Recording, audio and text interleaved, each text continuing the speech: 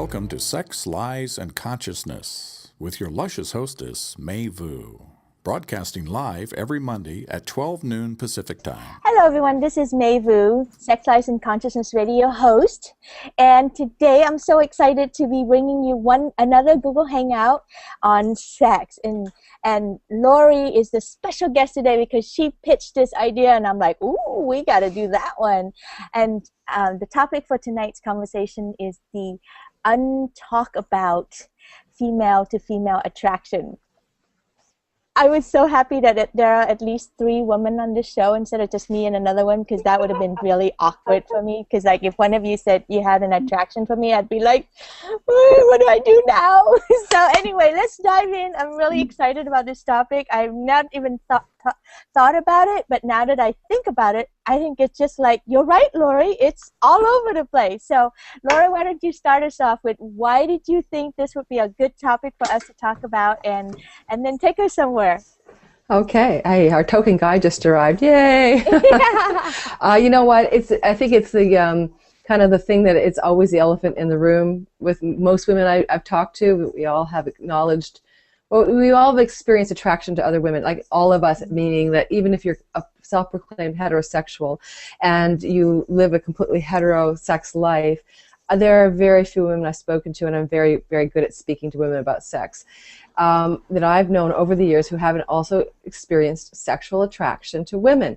And for the most part, those women who are heterosexual who experience that attraction, they describe it as a crush, as opposed to like just lusting after a body. You know, it comes with the emotional terrain of getting to know somebody. And so I thought, you know, I've had so many girl crushes, and then I was bi-curious, and then I became bisexually active and had a couple of sexual encounters with women. And I wrote a bit about that in a few articles, and I just think it's a great topic. I think that, you know, the lipstick lesbian curse, you know, where you're not real, you're a lipstick lesbian, isn't a fair description of what happens for women. Oh wait, you're gonna have to slow that down. You just threw a new term to me. I'm like, lipstick lesbian? What does that mean? The lipstick lesbian is like not a real lesbian, someone playing around in, you know, playing around in the lesbian community as a heterosexual player, more like, you know, or just experimenting. We're not trustworthy. I have lesbian friends, right? We're not the trustworthy ones. You don't want to get in a relationship with us because we're lipsticks. But really, we're just women, and most women, I think, are just more open to experiencing an emotional connection and having it translate to a physical attraction, whether it's with a man or a woman. That's my take on it. That's because of how I've experienced it. But I mean, Candace is here, and she's written about a beautiful article with a great poem about. Can you quote that poem today on this call about her attraction to women?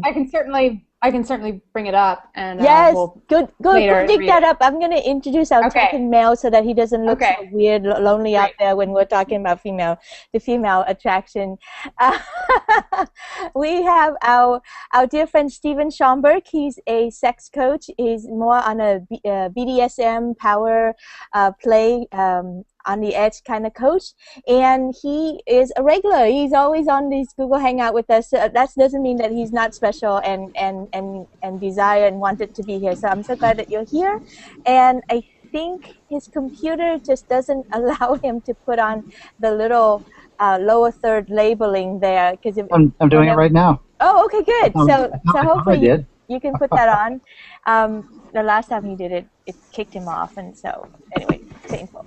So, Candace, you know what? I'm going to bring Stephen on. Stephen, what makes you come to this conversation, honey? Oh boy, girls on girls. Thank you.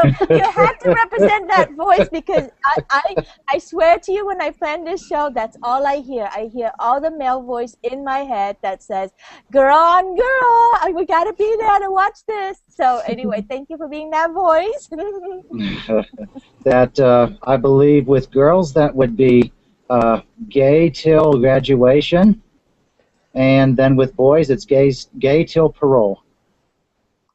Wow, now this is a new terminology that I have no idea what that means. What does it mean, gay till graduation and gay till parole? I believe that's women quote unquote experimenting with other women during college years. That I think is kind of just a slight bit of a stereotypical thing. Yeah. That perhaps women, people expect that maybe women would do. Most people don't expect that men would normally do that with other men unless they really did have a gay tendencies, unless they were in prison, and then they're they forced upon. just or they simply have either little choice, and hopefully, in the eyes of many of them, can we please get out as soon as possible so we can go back to what we really want? I kind of think that's how society expects. Those are very bold statements that you just throw out there in the middle of the room. I love it. Thank you so much. Hey, can you turn your camera a little bit so that the sun's not behind you? It makes you look. Oh, that pretty sun. Always in the way. I know. You have to be. How we doing? Okay. How we doing? More. Much better. Okay. Thank you. Oh, better. Sure. There you go. Candace, how about you, honey? Thank you so much for being here on this conversations. And what brings you here? Well, I find myself continuously attracted to women all the time. From maybe a more energetic, woo-woo, quote-unquote side. Feminine energy is receptive energy. It's attractive energy. So a woman who is fully embodied in her femininity is quite literally attractive and irresistible. A woman who is in approval of her sex and approval of her orgasm and is generous with it is a woman that I just can't keep my eyes off of. And I have personal desires.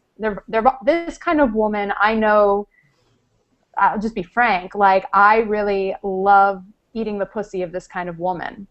Like it is delicious. It is warm. It is like I just get lost in this kind of woman's body, and it's something that I am not afraid to share about. And I recently had, I was married for a number of years, and I had kind of had cute little college makeouts or whatever with girls, but it wasn't until after, as Stephen mentioned, but after I left my husband, that was when I really started exploring the depth of femininity and attractiveness and what can be discovered there. And, the poem that Lorianne mentioned was my first encounter with a woman's genitals, and her explosive opening just completely shattered my perspective on femininity and sex and orgasm. It wasn't this like, oh yeah, woo, she's coming. It was like the entire universe is unfolding in my hands. Whoa. Wow. Beautiful. Well, because it's so good, I'm like, oh, you know what? We're going to make the audience wait a little longer before you eat that thing. I'm a bit of a tease. So let me just weigh in on this subject too. So for me, I'm thinking about this, I remember my first girl crush. I was like a student. I was in grammar school, and I had this amazing crush on this nun who was so kind to me and so gentle. Out of all the vicious nuns that I had to deal with and survive through the days, she was so nice. And I remember just walking home and having the biggest crush on her, and just singing out her name and just dreaming of how wonderful it is to just be in her arms, just to be cared for by her. I didn't know anything about sex then, but I just loved her so much. So anyway, and I thought that was my secret crush. I couldn't tell anybody that, because that would just, I guess, would mean I'm weird or something. So that's kind of where my innocent voice is. Laura, you look like you had something to say already. Oh, I just remember the same kinds of crushes on some female teachers. I remember that. I recognize that pattern for me, and probably many women have it as well. Yeah. And so now I'm like, I also see how suppressed I am around this, because I'm kind of sitting there going, wow, I'm gonna have to like dig up where I have other crushes with women, more in the recent year, because I know I had them, but now that we're sitting here doing a show on it, I'm like, I can't think of anything, and so I find my own experience in my body right now very interesting to get to now that I get to talk about it, I don't know what to say about it. Okay, I could tell a story about the first time I was with a woman. Right. It's a good story because it was so unexpected. I was one of those people who explored most of my sexuality when I left a long-term marriage. So I had this like 17 years of vanilla sex, 17 years of really boring sex, I have to say. Bless my husband, but it was probably my fault too. Yeah. And then my marriage ended when I was like 42. I'm 51 now. So then I had this like really intense period of trying everything out that I'd never tried. And so one of those experiments was I was determined to see what it would be like to be with a woman. But I didn't go out looking for it like in a bar. I just knew that would be a part of the journey eventually. And I had a really bad breakup with a man that had some really severe personality disorder issues, and I was so burned out that I actually said to my friends, I am swearing off of men. Like, that's it. I obviously am not meant for men. I'm meant for women. I'm done. I was just fried. And so I had all these girlfriends trying to set me up with lesbians. That's when I found out they called me a lipstick lesbian. And nothing was really clicking, and all these lesbians I was meeting at parties, I was nervous. I didn't know the language. I didn't know how to be in the world with, being introduced to lesbians who were single. And it was too awkward. So during the same period, I went back east. I used to live near Washington, D.C., and I went back east to visit a girlfriend. I was actually taking a workshop, and I went to stay with her. And she had been my girlfriend for like 10 years.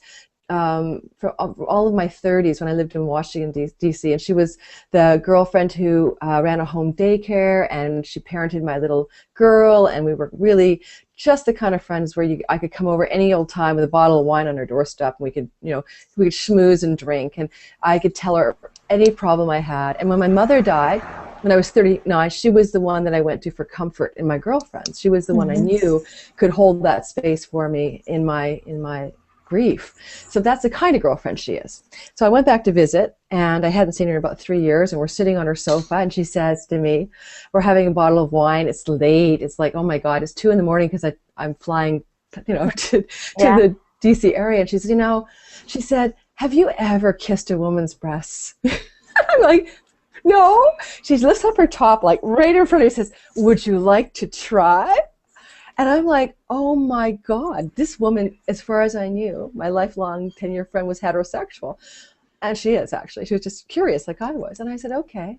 So her 18-year-old daughter is sleeping in the bedroom. We're in the living room. We're going, don't wake up. And I move towards her, and I start playing with her breasts, and I play with her nipples, and I have her nipples in my mouth. And then suddenly I am absolutely taken over by the erotic moment. It was like, this is so hot, and I am so turned on. And then then I kissed her, and then we were kissing, and this is like, oh, this is just as good, but it's different as when I'm kissing a man. I had no idea it would feel so good. And there was not a lot of thought. Every now and then I'd observe myself like, wow, you're kissing a woman on a sofa who you've known for 10 years.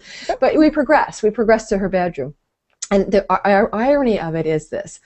I kept struggling with it because I had a new guy I started to date back home, and I kept going, is this cheating if it's with a woman? Yeah, isn't that funny how it feels or different? is it its own category? And in my mind, I did make it its own category, but the experience was such that I came up against a bunch of issues that I didn't even know I had. Like I found out when I'm with a woman, I'm aggressive and I'm more masculine, which was interesting. I found out how insecure I am because I know how to please a cock, because it's pretty simple. A woman's body is so much more complex because they're so individual. Everyone's preferences are different. So then I found myself up against that, like what is that called? Like insecurity, like performance anxiety. Performance anxiety, yeah, totally. Yes, which I've never had with a man because you're just used to that, right? Yeah. So I found myself highly turned on. I found myself having performance anxiety, and I found myself very aggressive sexually. I was definitely the masculine energy moving things forward. So it was a big discovery, and we played heavy petting, and we did lots of oral play, and then we kind of called it a night and said, well, that was fun. But like neither of us had orgasms because we were just too insecure to actually spend the whole night and tired going, to the left, to the right, slower, faster. But it was the Where is it again? it was the first of a few encounters with other women after that, and it was my virgin encounter, and it was just the sweetest spot. And the song on the radio back then was I Kissed a Girl and I Liked It by Katy Perry. Yeah, Katy Perry, yeah. You know, the cherry chapstick? My girlfriend actually had cherry chapstick on her lips. So it made me really laugh. I thought, oh my God, I'm right in tune with the pop culture right now. So. Thanks for bringing that up, because when we finish the show and I put the wrapper on it, we'll have to use that song, you know, I Kissed a Girl and I Liked It. Yep. Yeah. Yes, please. You know, I had a couple of similar experience when I was also divorced out of my marriage and exploring heavily. I did get to experiment with other men and other women, and women with a cock, or men, I don't know, transgender. Anyway, so but when I was with a woman, I was in so much performance anxiety. I had zero explosive erotic. It was all responsibility. I was just like, okay, I'm gonna have to do this right, and like all the time that I've complained about a man not knowing what to do down there, it's all hit me in the face, and I'm like, well, sister, you better know what to do right now, kind of thing. And I just like, and it actually didn't really turn me on. You know, the lips were soft and it's intriguing to kiss, and the boob was interesting to suck on the nipple, but it just didn't turn me on. Now, you put a woman with a cock in front of me, that is hot. I so love that one. That surprised me. So that's another level of play there that I didn't know I had. Wow. How about you, Candice? Tell a story. Your poem now. Well, a couple things. First, I'm really appreciating this conversation, because I think we have this view of women and sexuality that's either, you know, if women are together, they're lesbians and they only like other women, or they're girls gone wild and they're doing it for men's pleasure. And yeah, right. There's no I've found. There's not a real dialogue in between that incorporates a gender preference, fluidity. I've never been one to say I'm heterosexual or I'm lesbian or I'm bi. I just am attracted to energy. And if the energy of the person happens to have a vagina or a penis, or, you know, I've been attracted to people who are transgendered, and it's really the quality of the energy and how the person carries themselves that draws me to them. So there's been times when I've been drawn to feminine energy, and I think Lorianne mentioned this, like I take on more of maybe at least more of a topping role, doesn't necessarily, you know, maybe the holder. I enjoy that, and there's definitely been an experience with a woman who she just handled me, and like her hand was incredible, like inside of me, just creating, or just not creating, because really the orgasm is in my body, but she just holding the space for me to go really deep into this feminine aggression. Like we tend to think of like masculine aggression. This was like feminine. Oh yeah, raw. ferocious, feminine. Like that. We know, sister. We know. Yeah. And I'll just add one more thing about the feeling nervous around women. I come up against. I don't know how men do it. Like I come up against my fear about expressing desires for women all the time. And I really remember this moment when I was 16 years old, and I had this great week in New York with this really cool girl, and then we all went back to Atlanta together. And then I invited her over to my house, and I was just like, well, do you want to take your top off? Maybe we could like hang out naked together. And she got really kind of tight. Yeah. And for a bit, and then like we never hung out again. And I just I'm like, even admitting it now, I feel shame. Like, was I trying to come on to her? Did she think I was a lech or a leech or whatever? You know, that the labels, or that I was taking advantage of our friendship. Like I just really, I don't know, I was really attracted to her, and that was the way I knew how to do it. Was like this awkward, like, do you want to take off your top and we can hang out naked together? Which is so like sweet. But you know, well, that one then you had a double wall to climb to hop over, right? I mean, first it's like, do you want to have sex? That in itself is already so hard, and then now you're crossing the boundary of like, oh, that would make us lesbians or something. Right. Out of the normal. Yeah, abnormal, exactly, right? So, and I have to say too, like there is a thread in here for me, you know, like for me, I found refuge in being around women because I can love them, I can be attracted to them, like you are, like you said, Candace, you know, totally attracted to their energy, but then I know inside, and she knows that there's no sex involved. Well, supposedly, anyway. You know, now that we have this conversation, all bets are off. But now, before this conversation, I still could hide behind that, and so there was no threat of having sex or being approached around that. But now that we're honest about, you know, oh, I do find women attractive or something, then I just feel like I've just like. Now I'm always alert, you know, like a guy would be coming on to me or a girl would be coming on to me, and then it would be like, oh, it's always being approached for sex. Lori? You're like, what's wrong with that? I know, I was just thinking that. I'm like thinking the same thing. Like, it sounds good to me. Yeah. I think we have I like the suppressed life, okay? I represent the suppressed life. We like to just push those things away. Well, you know something. Go ahead. Yeah. Oh, okay. I was going to say that one of the things I'm surprised at sometimes is that some men are very jealous of female relationships. You know, and to me, it's such a separate category. So that was something that I'm still working with in my own mind. I'm married, and my husband is a lovely man, and he's not without his own experimental history. He's done a lot of crazy, wild things too. But and he's, you know, the guy I've been with for 4 years. So it's my second relationship, major relationship, 3 years, whatever.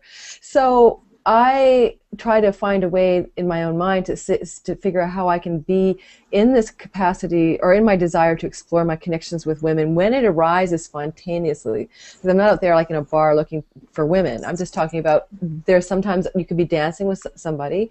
Like, okay, I had a dance party a month and 2 months ago, and one of the women who was at the party sat down beside me on the sofa, and you know, it's kind of a snuggly crowd. They're all 5 rhythms dancers, and they love to like just do a lot of touch of the bodies. And so I'm thinking that's all she wants to do. So she sort of snuggled. Oh, I know. I was tired, so I lied down. She snuggled up behind me, and I thought, oh, these 5 rhythms dancers are just so snuggly. Now, let me just tell you, she's gorgeous. She's this fiery redhead with beautiful lips, and she's Scottish ancestry, and she's like drop dead gorgeous. I like her. She snuggles up behind me, and the next thing you know, she kind of rolls over towards me and starts kissing me. Woo! Oh, my husband's there. He's at the party. He's in the room dancing with other people. Yeah. In that moment, there was no part of my body that said no. There was no part of my mind that said no. Because it was just unexpected. It was spontaneous. And we made out on the sofa. It was very erotic and gentle, and it was lovely. It was fully clothed, you know, touching and stuff, because there were other people on the dance floor. But ironically, I could tell that her husband and my husband weren't too pleased. Oh. Isn't that weird? I mean, they have this fantasy that we would get on with each other, but I think the fantasy is we would get on with each other, get so hot and horny, turn around and give it to them. But when you give it to each other, they're like get all upset that that they got left out in the picture. I'm not sure. This is something I'm trying to figure out. I mean, I don't know, but there are other men who think that girl on girl is so not a threat. It's like it doesn't matter. It's a different category, like, you know, dogs and cats. So I mean, Candace, how does your lovely Adam deal with your whole world, especially this one? That's her husband. Adam is her. I was at the wedding. Husband. I'm trying to. He's okay. So I'm trying to be gentle about like not speaking for him or anything like that, and speak about my experience. But I know for me, just in general, we have an agreement to talk about we tend to talk about our crushes, and we talk about our attractions, and there's openness there for exploration. I think the main thing is, you know, we are in a marriage, a partnership, and that anything that we do outside or that may incorporate external energy is used to come back and feed the partnership. So if the partnership is not healthy, we work on that first. Yeah. And before we, you know, some people are like, I want an open relationship, but my wife won't give it to me, or my yeah. And it's like, if you can't even manage your own relationship, then an open relationship that's not for you. That's not for you. That's an excuse to run away. That's not actually in service of your partnership.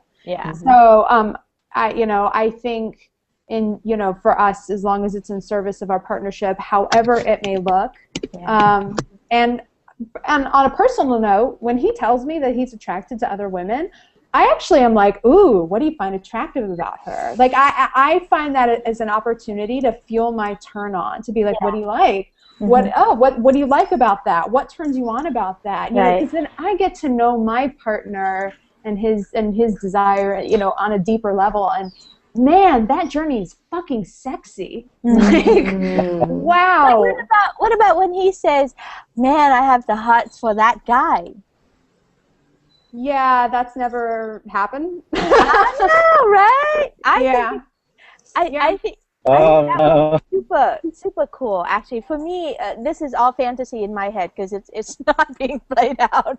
But like, if my partner said, "God, I'm really attracted to that man," I would find that really fascinating. I'd be like, "Whoa, that's just a whole new world for me to enter into, and where do I stand and all that." I mean, I like to think that. I mean, I've kind of played with people before I was married again, with guys who were interested in other guys, and I was like, to me that was like, wow, tell me about that. Wow, like, tell me about that. Or you know, I think I could be, I can pretty much say I'd be really turned on watching one man give oral sex to another man, quite frankly. I would enjoy that. I actually was at a sex party, and I came specifically because the group advertised itself as a bisexual group that men would play with men, and I'm like, hot, let me just come and check this out, you know, I wanted to learn. And I came and I became like the dish du jour or something, because there were all these men and there's a woman there, and they all just turned heterosexual on me, and I'm like, okay, this is great, but now that we're done doing me, I still want my deal of the bargain. I want to see the men on men action, you know. And so they actually did it. They actually arranged among themselves, and they're like, she wants to see, so who wants to, you know, be the top and be the bottom. I just thought that was the sweetest thing that they did for me, to like show me, you know, what it was like to fuck a man in a group like that. That was just amazing. Have you seen that Dan Savage video? Go ahead, Steve. I have worked. Go ahead, Stephen. Just that I've worked at nightclubs and bars that were gay or lesbian oriented, you name it, and I've seen lesbian women making out, supposedly lesbian women making out with supposedly gay men, and vice versa, and everything in between. Straight men coming by, and next thing I know, kissing other men and kissing women. And one of my most favorite, I knew two brother and sister relationships where they were both gay and would go to chase either women or men or whatever seemed to work. One of the coolest couples I knew was a Hmong brother and sister who didn't speak a word of English. Both of them were gay. They dressed alike, wore the same jewelry. They made their own clothes. They were the coolest ones, and they made the biggest scenes at the places, either with men, women, or whatever seemed to work at the time. That's and this amazing. was about 20 years ago. So 20 years ago. Wow, that's amazing. The places that you've been to. 20 years ago. Only in... Yeah, yes, thank you. Yeah. Houston was a pretty open place for that, believe it or not. Really? Who knew? Maybe we need to do a field trip sometime. Steven's leading a field trip to Houston. You want to jump in, Lori? I was just considering sort of the plasticity of our sexuality, you know, and that it isn't a rigid form, and it does flow and move according to different times in our lives and according to different places that we encounter, places we go, like a sex party. I mean, I can only imagine in that environment I would be more emboldened than I would be in another environment, like I was explaining a dance party in my home.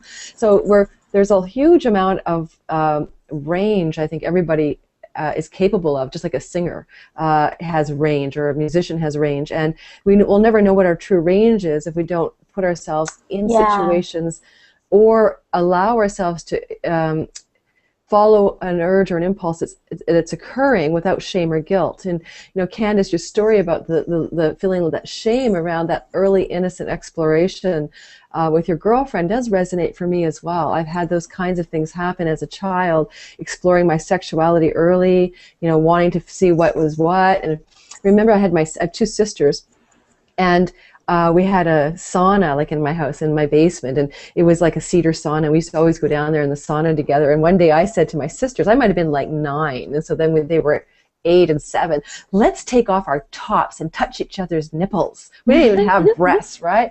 But I thought it was a really cool erotic idea for some reason.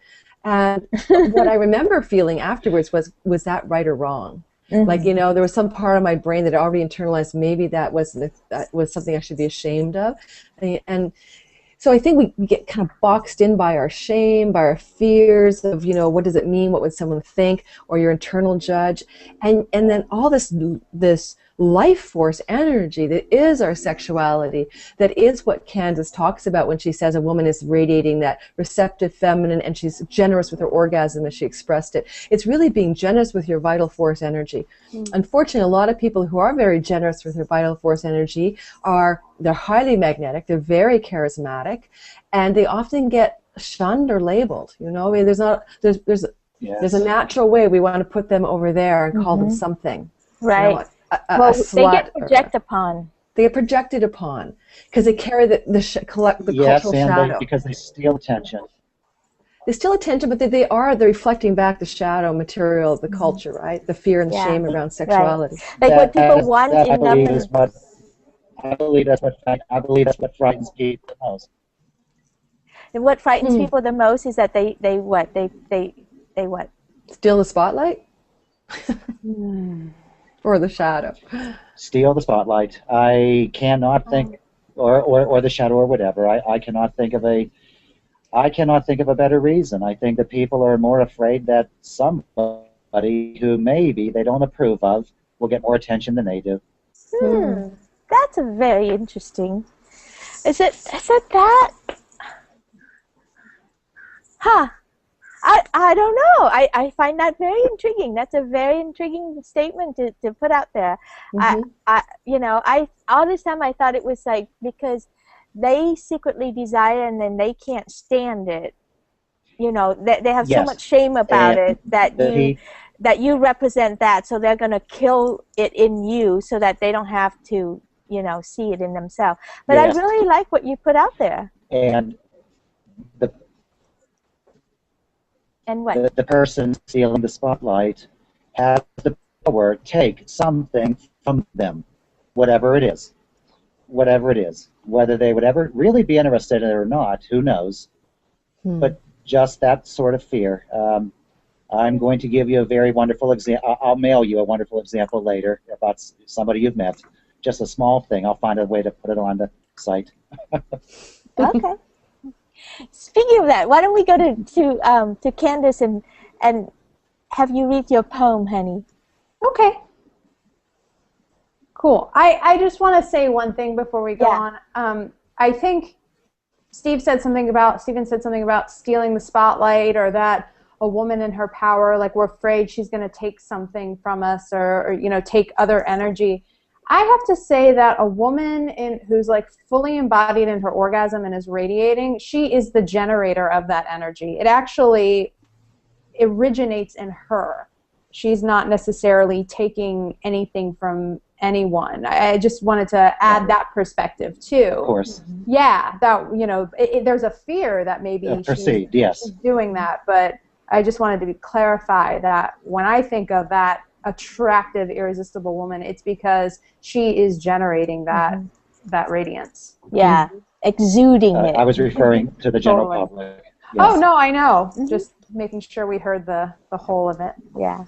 Okay, So I'm pulling up the poem. And by the way, just want to mention that this poem is one of the poems that is going to be published in my upcoming book that I'm working on. And the name of the book is From 6 to 9 and Beyond, Widening the Lens of Feminine Eroticism. Mm.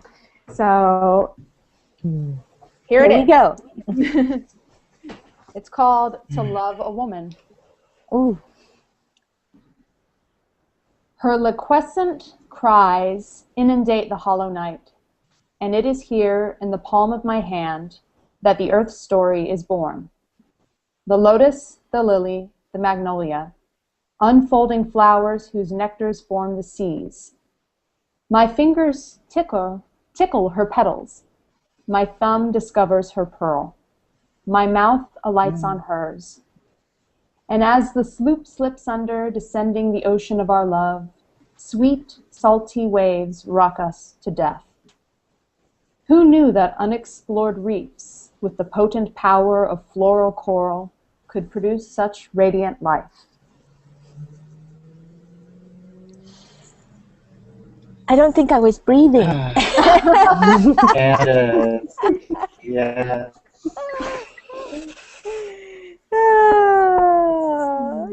Do we pass around a cigarette now? Or that was so delicious. Yeah.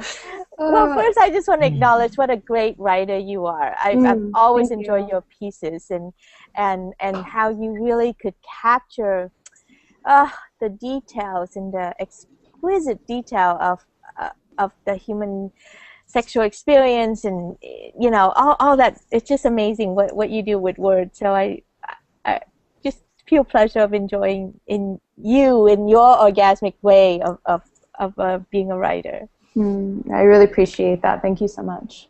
Yeah. Lori, I saw you just kind of like close your eyes and just exquisitely went somewhere. Where did you love go? that poem. I'm really familiar with that poem, so it's just one of my favorites. And I love to take poetry in with my ears, so I close my eyes to focus. But something about that kind of poetry or any writing about sexuality done in that how would I describe that? Like it's erotic and it's authentic at the same time, and that is what I value in any writing right now that's out there. I'm gonna sort of plug somebody because she's a friend of mine. Her name is Pamela Madsen, and she's writing this beautiful book called Surrender Games.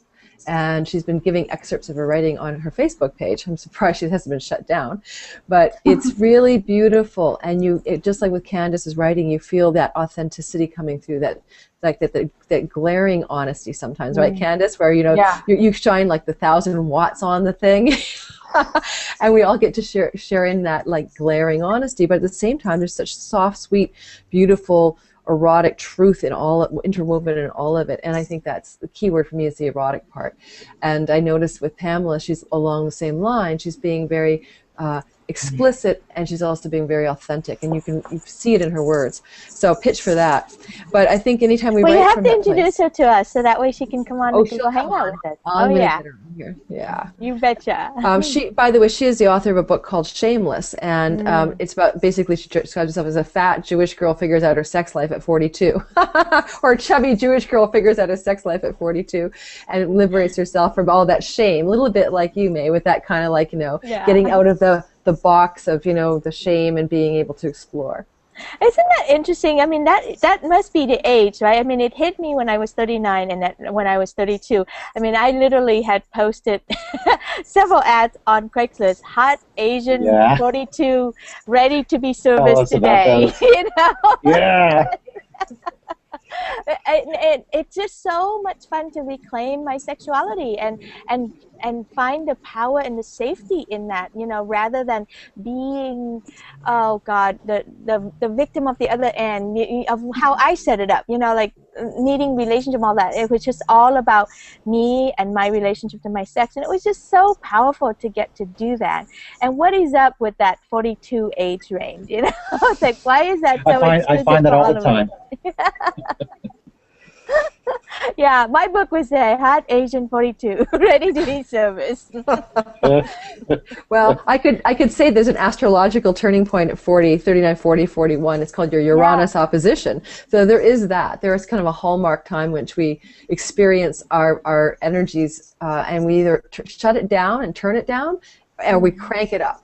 So a lot of those people who crank it up look like they're having a classic midlife crisis, but what they're having is an awakening. And for a lot of us, like, whereas when we're on the show, it had probably been a sexual awakening, because if that's what was turned down, and that's what got turned back up again, Yeah, I mean, my voice, what turned it up was, like, I had to have a heart-to-heart, straight-up talk to myself, when my voice said, are you going to kill us off, or are you going to set us free in this lifetime? And when I heard that from my inner voice, I had to stop BSing myself, and it said, oh shit, this is serious. She's serious in here, like this is it. Are you going to kill us off, or are you going to set us free? Like, okay, fine, I surrender. I got to let you out and see what happens. It blew up everything that I knew, but it's worth it. Oh shoot! So where to with this conversation? I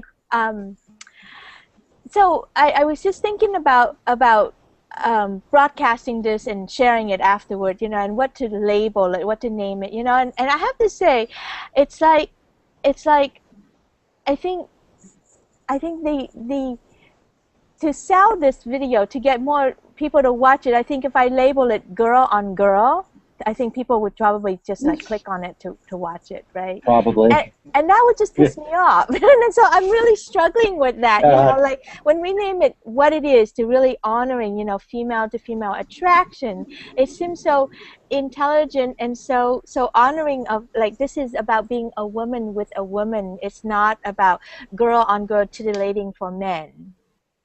And yet, then that doesn't sell, because I don't think women dare to watch this, because it's just too confronting or something. And then anyway, I'm just kind of like struggle with the marketing of it, and it's more than marketing, you know what I mean, right? Well, I feel like we've gone a lot further than just like the uncharted, or what are some words that could go with it? Well, hang on, let me hear what Candice is saying. Just a second. Yeah, I was just going to say, I think we've gone a lot. We've delved. It's less about like the unspoken desire of attraction to women by other women.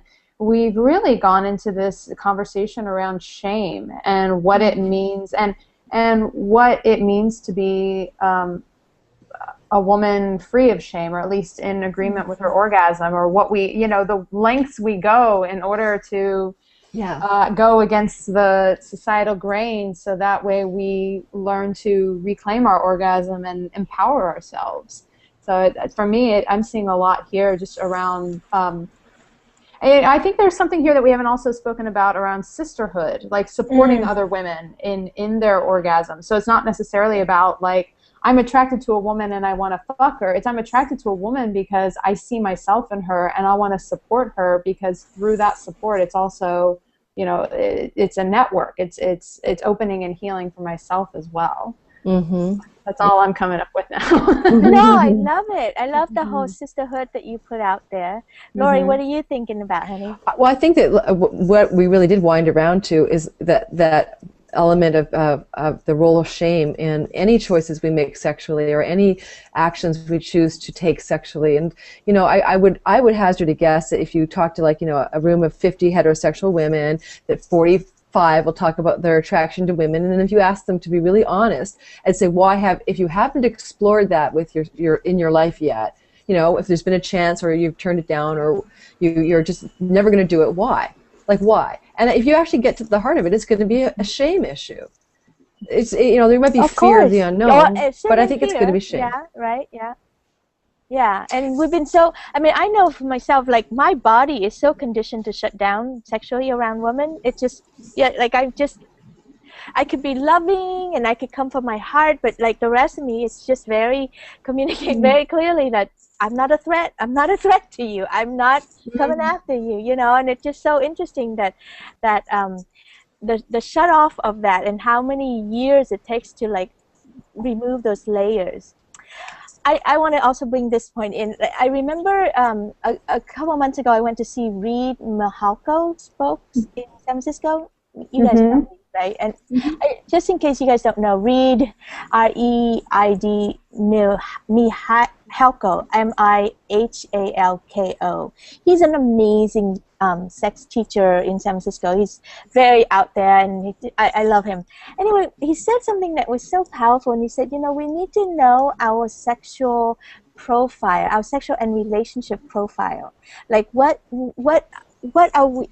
What would make us so happy and fully self-expressed? Like if our sexual body and the way we are in relationship, if we're like a car, you know, if we're driving with no brakes on, you know, just like gas pedal, driving at whatever speed we want to, what is that?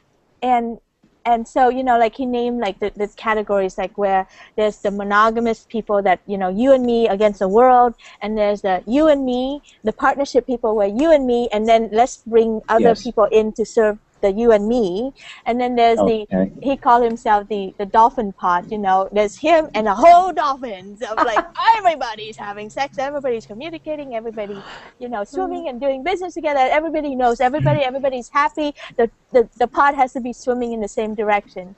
And then there's the lone wolf, you know, like, okay, I love you and I'm with you and now you need to go, I need my time so that I can regenerate and then you can come back. So I think it's just so fascinating to know that that's how we like it in relationship and in sexuality, right? And I think about our children, they just are not. Where do we ever get to experiment with all these things to really know what's our makeup? You know, until we freaking get sold this line about being monogamous and grow up and get married and then, you know, and then live happily ever after, and then most of us don't.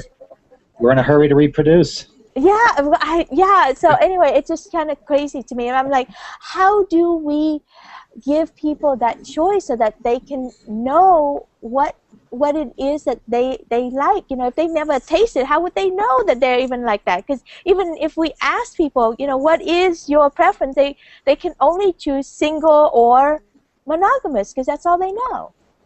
So, I think the way we do that is by doing it ourselves, by living by example, by you putting your explosive sexual healing up on YouTube, by you, Lorianne, putting your stuff up on Rebel Sex and then combating and challenging Facebook. Like, when we get in alignment with our sexual selves, and like when we get in alignment with our lech, like that person that does want to go out and like, oh, I want the pretty lady with the yummy pussy, like get in alignment with it, go out and live it, and then you might actually inspire someone else and help someone else in their healing. Yeah, like give them a choice to choose from. You know? I think that's how we do it, rather than just like go like, how do we give people the choice? Like, heal it in yourselves, and the world around you will be inspired to do the same.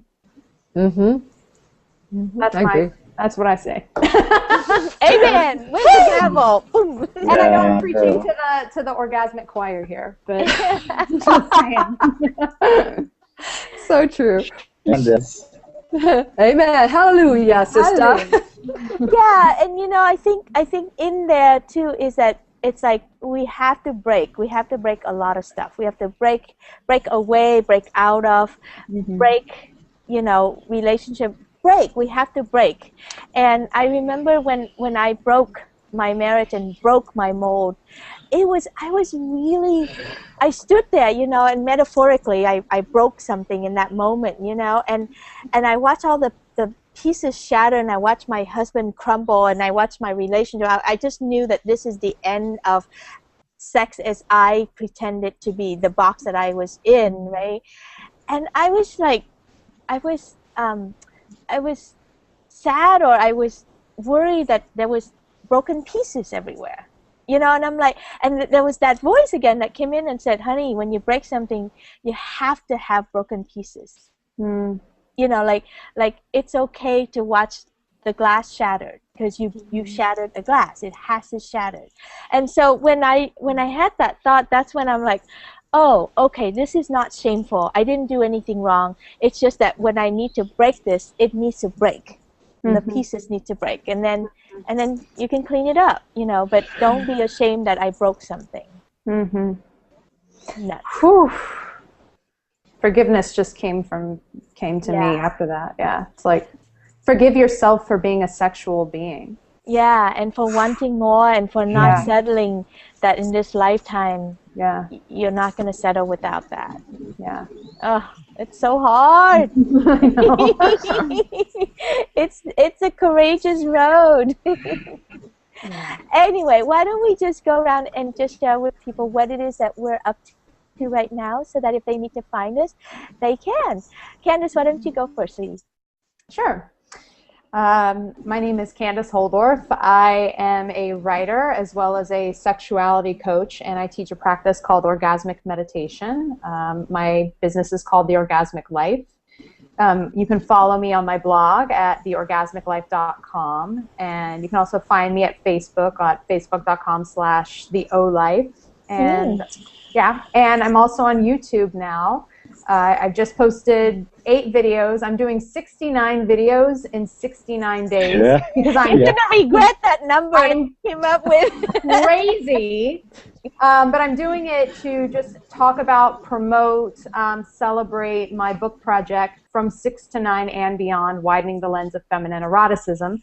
And I'm raising $20,000 for that project, and I'm launching my Indiegogo campaign on July 15th. So from when I started the blogs till the end of the Indiegogo campaign is exactly 69 days. So I'm like divine guidance. There you go. Carrying me on. Congratulations, honey. That's a very, very powerful thing that you're doing. I'm just really pleased for you. Thank you. And proud of you, actually. Yeah. Well, thank you, May. How about you, Lori? What are you up to? Oh, right now I'm in Facebook jail, so I'm kind of... Tell us about that a little bit. I'm taking a bit of a time out from being an online presence, but let me just, first of all, I'm a publisher of a magazine called You're doing good if that happens. Which Rebel Sex, it's called A Bedroom Revolution, which will be actually online, I believe, this fall. But I had created a Facebook page. I can't send you there right now. It's unpublished, called Rebel Sex Facebook, Facebook/Rebel Sex. And Facebook did a crackdown on adult content pages, and there's about, I don't know, some people say 4,000 that all went down on Saturday, the 22nd of June. I am, of course, appealing it, and I'm also writing expose articles about it that you'll be seeing soon, probably like tonight, the first one. In the meantime, when I'm not fighting Facebook for its puritanical moral policing of reality. And hypocrisy, by the way. Oh, and hypocrisy, thank you. Let's add that one. In fact, I was going to put that in my title. Thank you for reminding me. I remember I'm a writer, right? I write for Huffington Post on what it's like to be a sexual being and in menopause. I have a column over there, and I am a writer and a columnist at Elephant Journal. And I tend to write about whatever's happening for me, but I do fixate a bit on sex. Seems to be a topic I write a lot about. And what else do I do? And I'm an editor right now, so at a magazine called The Good Men Project. So I'm kind of all over the map. My book, How to Love, an almost fictional handbook for sex after divorce, is finally done. So I'll be shopping to agents. Yay! Wow! Congratulations! Yeah, I know, 85,000 words later, and so hopefully that'll be out sometime in the next year or two. And it's very much about what we're talking about, that sexual adventure that I took after my very boring vanilla marriage. And bless my marriage, it was a great teacher for what I didn't want. And that's Thank you. That's wonderful. Good luck with all that, and come back anytime and talk about your projects at any time. And I love having actually all 3 of you on. So thank you, May. Thank you.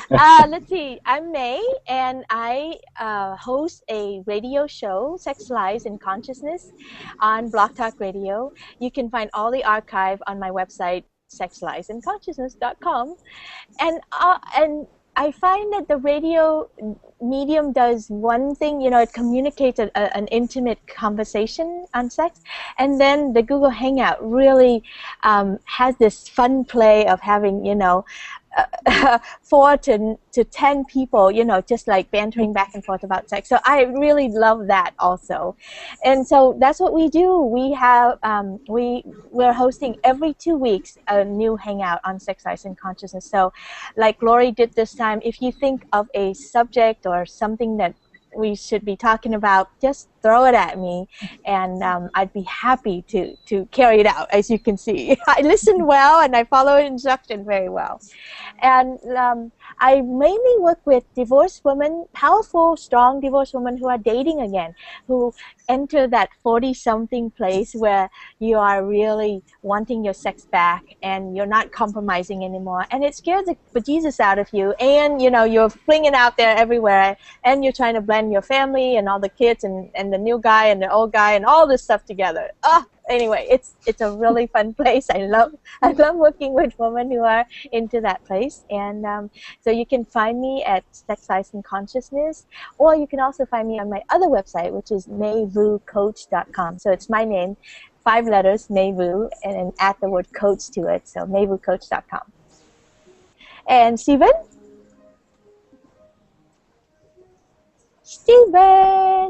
computer is a little slow, so sometimes he doesn't. Yes, I am a sex coach. Yes.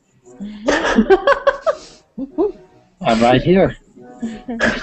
In Denver. I am a sex coach. I specialize in the more healing side in Denver. Yes.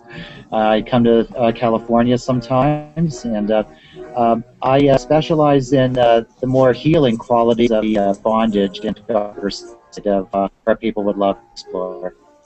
Thank you. So next time, 2 weeks from now, we are going to talk about oming. So Miss Candace, you'll have to come back.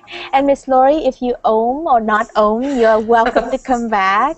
And anyone else who ohm or don't ohm, welcome to join us, because I do like the practice a lot. I think it's a great door opening, and I'd love to have some really, how would I call that? Just not